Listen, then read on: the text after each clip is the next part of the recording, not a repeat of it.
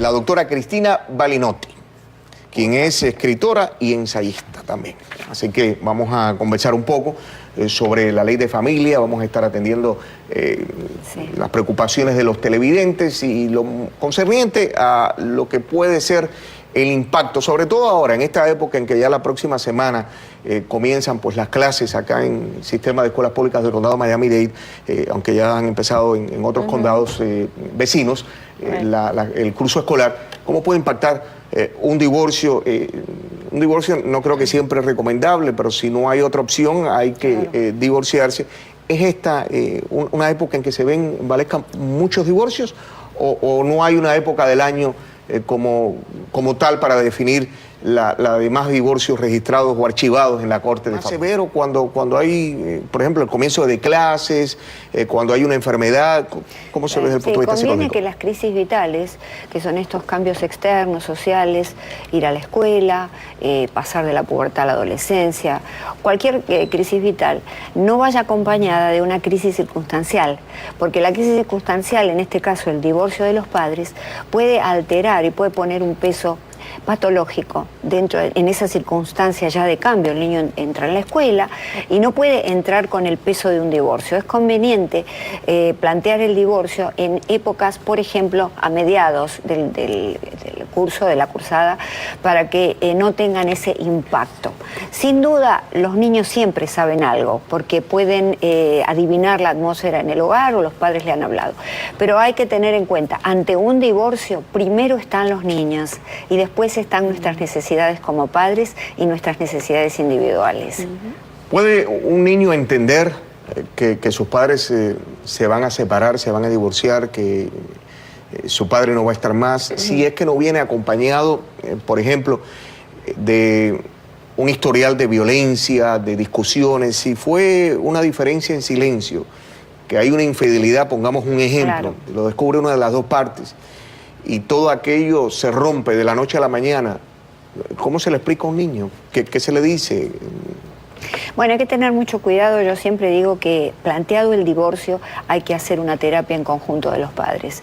No ya para reconstituir la pareja, que pudiera ser lo esperanzado, en este caso lo necesario cuando hay hijos, pero sí para poder llegar a un divorcio en paz. Esto quiere decir a no presentar culpas adelante de los niños. Si en caso de una infidelidad se habla en conjunto con la criatura, se le explica que hay desavenencias, que hay problemas por los cuales mamá y papá no pueden seguir juntos como pareja, pero sí van a seguir juntos eternamente como papá y mamá. Y entonces, una vez que nosotros trabajamos psicológicamente este tema, podemos ofrecerle al niño lo que es ideal. ¿Qué es ideal? Que los padres estén presentes juntos en las fiestas escolares, que una vez por mes los padres salgan juntos, porque no los fines de semana, a tomar un helado, sin peleas de por medio y, por supuesto, sin, dentro del primer año, presentar una nueva pareja a ese hijo, que es muy común. Hay gente muy vulnerable, débil, que si no tiene una pareja al lado no puede estar, y entonces al mes que se divorció ya hay alguien en la casa. Los niños no pueden digerir estas dos partes o procesar estas dos partes juntas. El divorcio más una persona que viene a hacer algo así como mamá, ¿qué es esa persona?, se pregunta el niño o papá. Entonces, mantener las parejas en secreto y ese año ir llevando la separación para que no sea traumática y de golpe, a través de reuniones en la familia, fuera de la casa, como te decía, les decía, a tomar un helado, algo que el niño vea que hay armonía. Y si no la hay, vamos a ir a un psicoterapeuta o lo vamos a trabajar para que sí exista ese equilibrio y no estallar y pelear adelante del niño. Otra de las cosas importantes que hay que tener en cuenta en el caso de los divorcios es no alienar al padre o a la madre. Es decir, uno de los progenitores se llama síndrome de alienación parental.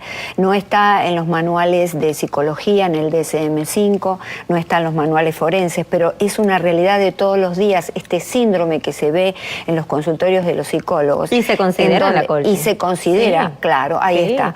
Justamente, ¿por qué? Porque uno de los padres comienza a hablar mal de la pareja, del ex marido o esposa, y entonces aliena al hijo, es decir, que lo saca de su posibilidad de poder ver al padre e interactuar con el padre.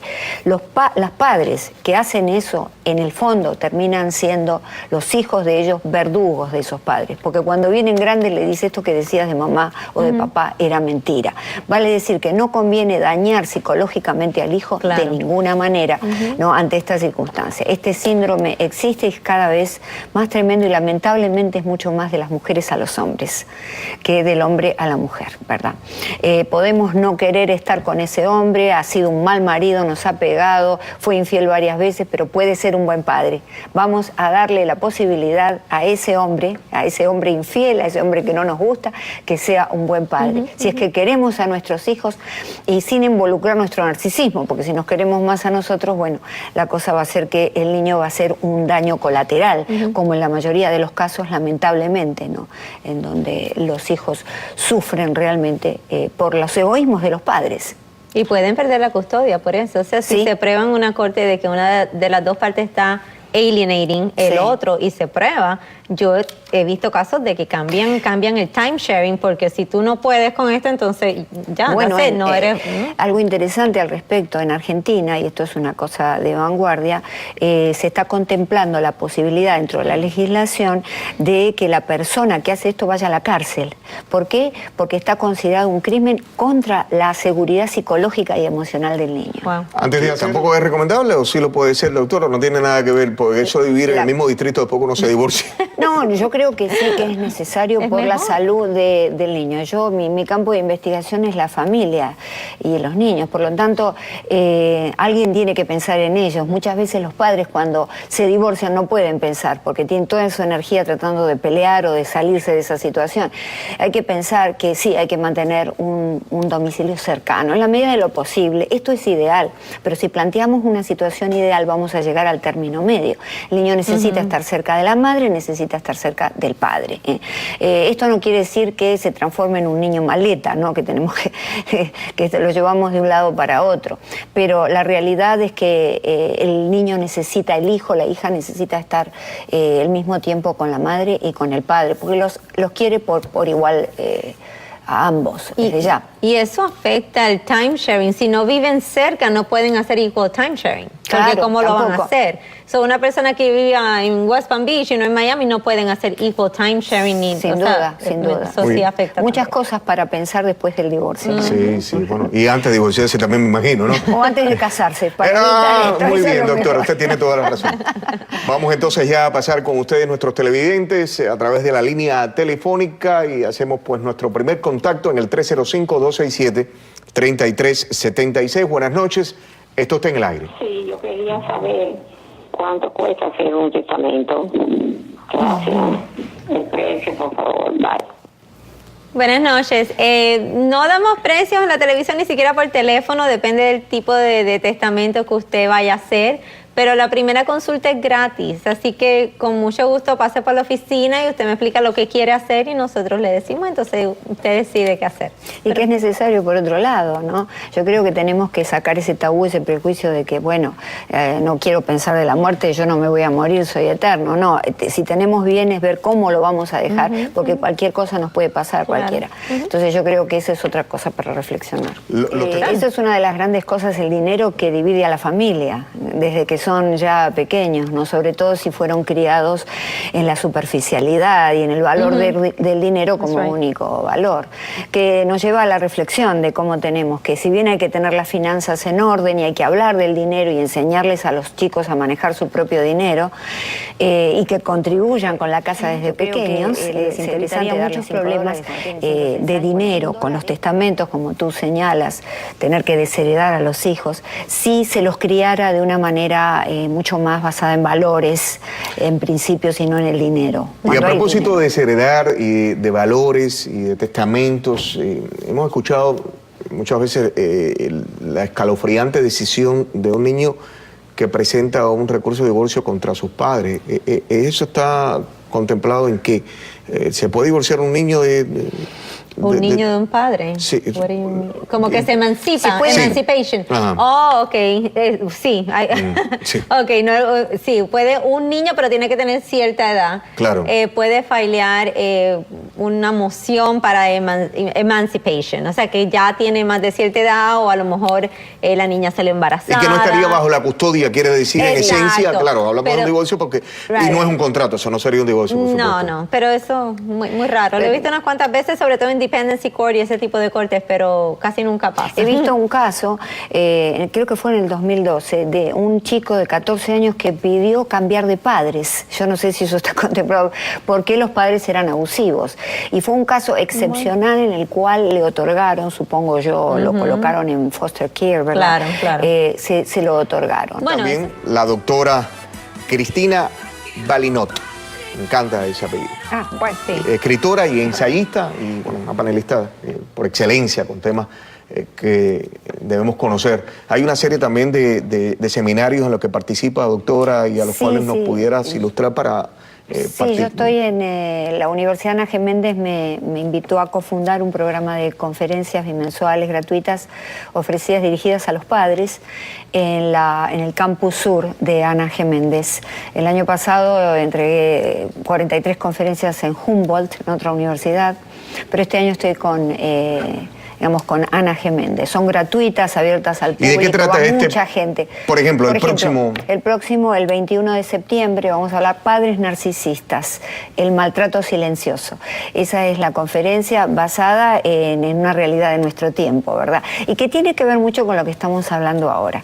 Los padres cada vez más concentrados en sí mismos y menos en los hijos, en su entorno, ¿no? En lo que ellos mismos Un han egoísmo creado. en cuanto a... Claro, es cultural porque está situado dentro de lo que se llama la posmodernidad, ¿no? Es esta época tan caleidoscópica, donde importa la imagen solamente, ¿no? Y lo frío y lo superficial, todo lo de adentro no interesa mucho.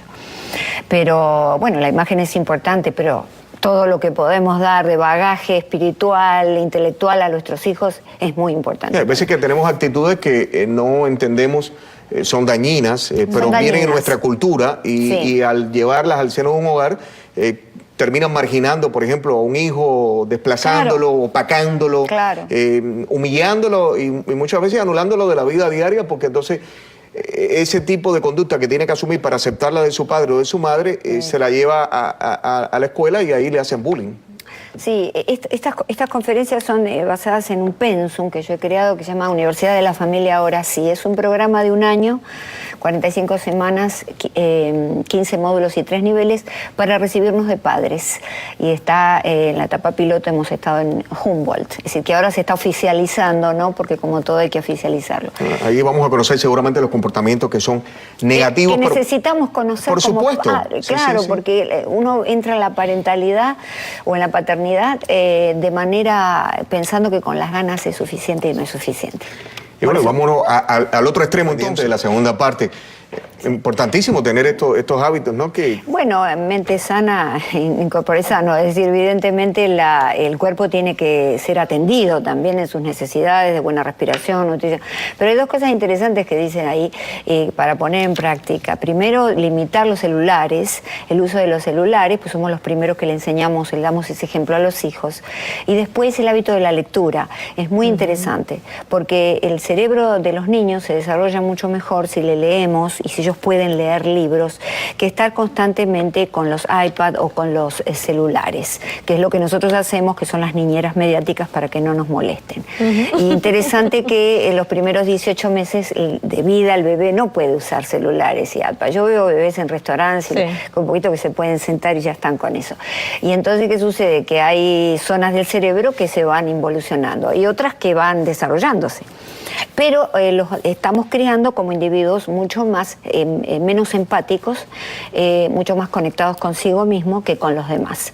Entonces hay una involución humana. Por eso es interesante poder leer y poder limitar el uso de los celulares. Y ellos nos van a copiar. No tiene que haber celulares 1 hora antes de dormir, ni televisión, y en las cenas nunca celulares tampoco. Ninguno de nosotros, que somos los primeros. Un poco difícil, ¿no? Y ahora Sí, viene ahora este salió segundo. Talking Parents, sí. Esas parejas que se divorcian porque ya no se aguantan más, porque pelean todo el día y siguen invadiéndose. siguen llamando a cualquier hora, siguen haciendo en un nivel como si siguieran juntos.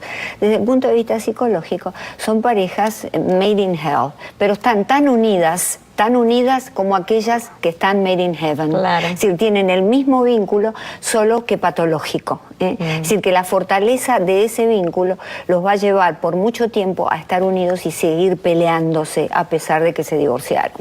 Muchas veces Es algo paradojal, ¿no? Incluso hasta el vocabulario. ¿Es como una celebración el terminar con una relación incómoda, doctora? Nunca puede ser una celebración, porque siempre hay duelos. Todas las pérdidas implican duelos.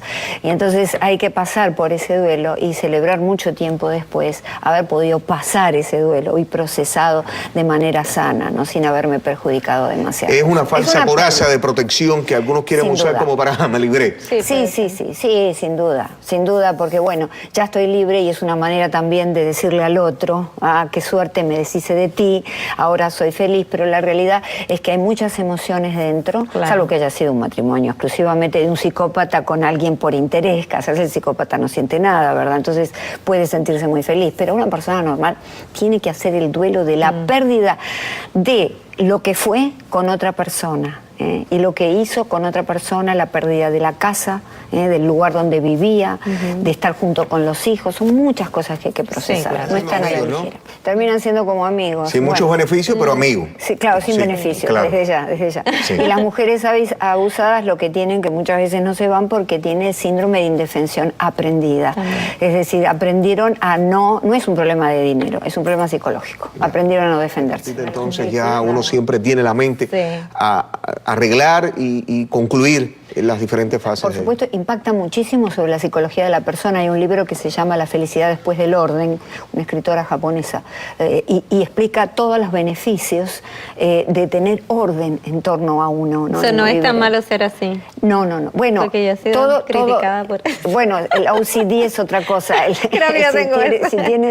Si eres obsesivo Sí, pero eso de limpiar las áreas donde uno trabaja, a mí me parece eso- importantísimo. Yo no puedo trabajar con... No, por Sí, supuesto. sí, Yo sí, creo sí. que esos obsesiones compulsivas en realidad son patológicas, pero son positivas en un punto Qué bueno. para uno mismo. Así que no sirve de consuelo. Es un consuelo, les dejo. Al menos. Que no sea- Todos los extremos son malos, ¿no? Todos Uno los tiene que extremos. conocerlo. Hay que estar en el término Hay que medio, reconocerlo, sin duda. ya. Bueno, nosotros estaremos pendientes de sus conferencias, doctora. Gracias. Y Valesca, Sí, por los supuesto, invito. de tus consejos y asesoramientos que están disponibles en el bufete del abogado Patrick Cordero en el 7333 de Coral Way. Ahí encuentra